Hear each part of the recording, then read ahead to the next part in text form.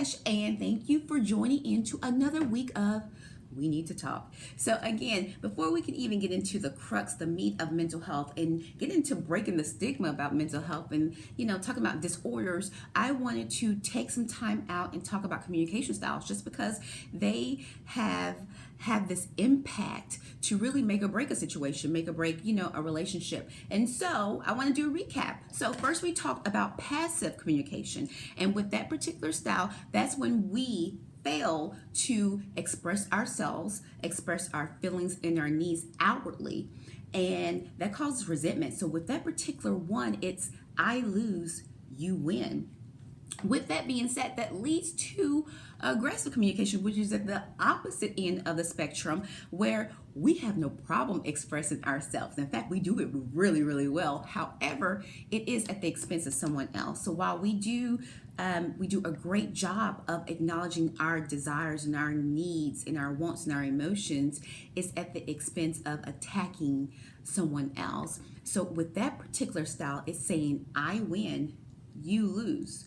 So last week we spoke about aggressive communication, and specifically I spoke about the more blatant, the more direct, the more in your face signs and tendencies of that particular communication style. However, there are different levels to aggressive communication. So I wanted to break that down, and I wanted to talk about passive aggressive communication, just because it's still a form of aggression. It just looks a little bit differently. In fact, it's actually extremely tricky. Out of all the styles of communication, this one is actually the most challenging one. It's the most difficult one, and it's actually the most damaging one. So I do want to spend some time breaking it down and really talking about this one, just because it's the one that has the most impact on all parties. So let's break it down. Okay, so last week when we spoke about aggressive behavior, the definition that I wanted us to put a pin in but talk about was, when we think about aggressive communication, it's when we fail to acknowledge or validate that other person when it comes to their feelings, when it comes to their thoughts, or when it comes to their needs. What passive aggressive is not as in your face, it's actually indirect. So when you think about passive aggressive communication, it's when we appear to be passive on the surface level. And again, passive is this tendency to have the wrong victim mentality. So we feel like we are being taken advantage of. However, we're actually still attacking that other person. So on the surface, we're appearing passive, but underneath, we're actually exhibiting some aggressive behaviors. We're actually attacking that other person. The tricky thing about passive aggression is because it's not direct, it's not in your face, it's very subtle. When it comes to passive aggressive communication style, it is actually quite frustrating for all parties all around, just because even with that person who chooses to use passive aggressive communication, they're already frustrated, they're already angry about something. That's why we're seeing these signs, and we're hearing and we're seeing these actions, because we're already dealing with some type of anger or resentment or frustration, but we choose not to express it outwardly. We choose not to be transparent and say, hey, I'm angry. That anger, again, does not go away. It continues to fester inside of us, and either indirectly or directly, we're going to get it out. And a lot of times we may find that we're getting it out in indirect ways to our target, to that other person. And so they're feeling that. They're feeling the brunt of that, which in turn makes them angry. And it's very interesting that when we choose to use passive aggressive because we're angry, we don't outwardly show that. However, we do things to manipulate that other person so that they in turn become angry. So we're angry, but we manipulate the interaction in the situation so that we see that anger in someone else, which justifies and gives us a reason to say, hey, well, I'm angry. You're angry? Well, let me tell you, I'm angry too. And that's why this is still a form of aggressive communications, because we're shutting that person down still. It may not be as direct as aggressive communication. It's indirect, but at the end of the day, we're still choosing to shut that person down because it's about our need, which we choose not to express. So All right. Some nicknames for passive aggressiveness. I like to associate this with, like, and I'm trying to use the lingo, like frenemies. That's your frenemy where they're like, hey, yeah, your frenemy. The Mean Girl phenomena. I love that movie just because it emphasizes the core of what passive aggressive communication styles look like. And it was set in a high school. However, we are not immune to it. So even though we may find that, a teenager uses it, guess what? That teenager does grow up and becomes an adult. And if they're unable to find healthy ways to express themselves, they're still using passive aggressive. So interesting enough, even though we may find that, oh, it's the teenagers, or oh, it's people who, the younger generation who may not be able to express themselves, it's actually adults too. And in fact, it's in the workplace environments that we see the most rates of passive aggressive communication. There are serious consequences if you choose to go off on somebody. You may lose your job. So again, we still want to express and get out that anger. So we find ways to do it in a passively aggressive manner. We may see with an interaction that's actually healthy and non-threatening, we actually may view that particular situation and view that person as being threatening. In fact, I'm going to go a little bit more into depth about this with the next communication style. When it comes to passive aggressiveness, even if you are assertive, and assertive means I'm just extending my ground. I'm speaking up for myself. I'm not attacking you. I'm just speaking up for myself. Unfortunately, even with passive aggressive communication, that assertiveness is viewed as aggressiveness.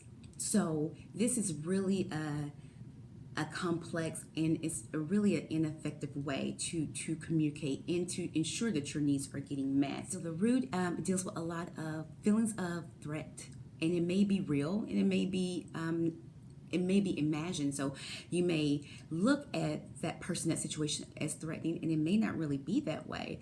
Also, there's this sense of insecurity, which does stem back to that passive part, is that we struggle to feel like we're worthy of expressing ourselves. It is not uncommon that the person who develops a passive aggressive communication style may have come from a background, come from an environment where communication just wasn't encouraged. They weren't able to express themselves, or whenever they did express themselves, it came with adverse responses. It came with consequences that they didn't find enjoyable. So they learned to evolve. They learned to deal. They learned to cope by getting out their emotions in a very indirect way. And then it goes back to the root of fear. And again, fear ties back to the aggressive part of communication, where I fear, I'm intimidated, I'm going to attack you. However, unlike aggressive communication, I'm going to attack you in the way that you don't know if I'm attacking you. It may be confusing. So I want to go into some strengths, some positives about this communication style. More specifically, the positives about the people who choose to use this particular style. Again, I'm a firm believer that there is positives and strengths in everything to a certain degree. When it comes to this particular style, people who use this particular style are actually well liked. They're very friendly. They're very agreeable. They're very accommodating. And it's that accommodating part where we find leads to this passive aggressive communication. Because we're so accommodating, we're so willing to accommodate that other person, we take it on our own expense. We choose not to express ourselves. We don't say no, or we go along with the flow when we really don't like it and we don't express that. And so what happens is that accommodating bit actually turns from healthy to unhealthy, because now we're growing resentful. We're actually resenting that person, or we're resenting those circumstances that place us in an accommodating manner, when in truth you choose to place yourself in that accommodating manner. Passive aggressive communication is so damaging, because while we feel we lose because we put ourselves in the wrong victim mentality, we put ourselves at a disadvantage. So we feel we lose, however, we're still attacking that person. So they lose too. If you think about passive communication is I lose, you win. Aggressive, I win, you lose. Passive aggressive communication is I lose, you lose. So ain't nobody happy. Everybody's upset. And no one wins. This is really the most frustrating style and the most ineffective and counterproductive style we can have when it comes to communicating, connecting, or fellowshipping with other people in whatever capacity. So, other drawbacks to this particular one, you're not getting your needs met. You're not getting your needs met, and that person isn't as well. Other thing I want to mention too is when it comes to passive aggressiveness is when we take on that victim role, okay, and we feel justified to take on that victim role because we really see the situation, that person as a threat to us. However, we slip from the victim role to an actual opponent or an actual contender role because we're still throwing a jab in. So think about it like this. If we were in, let's say this is a boxing type of thing, we're in a match, right? We're boxing, and when we're told to defend ourselves, if we were to take on a defensive stance, defense is this, we're blocking ourselves, we're blocking from the attack, right? And so that truly is, we're not hitting them, we're just defending ourselves. We have every right to do that. However, with passive aggressive communication, we say we're defending ourselves, and to a certain degree, that person is attacking. We say we are defending ourselves, however, we're actually still throwing that jab in. And that's what's so tricky, and that's what's so misleading, and that's what's so damaging about this, is that we're defending ourselves. We're saying we defend ourselves, but we're still attacking that other person. When we choose to use this particular style, we have this victim mentality, which actually encourages and enables us to continue to use this method. We fail to acknowledge the things we're doing. So we only see this part. We don't see that part. And with that being said, it stifles our ability to grow. That's what's so damaging to you personally if you decide to use this particular one. Regardless of how justified we feel, we have no right to attack the other person. Again, this is like the aggressive communication. If at any point you're having to attack someone, be it directly or indirectly, you are at fault.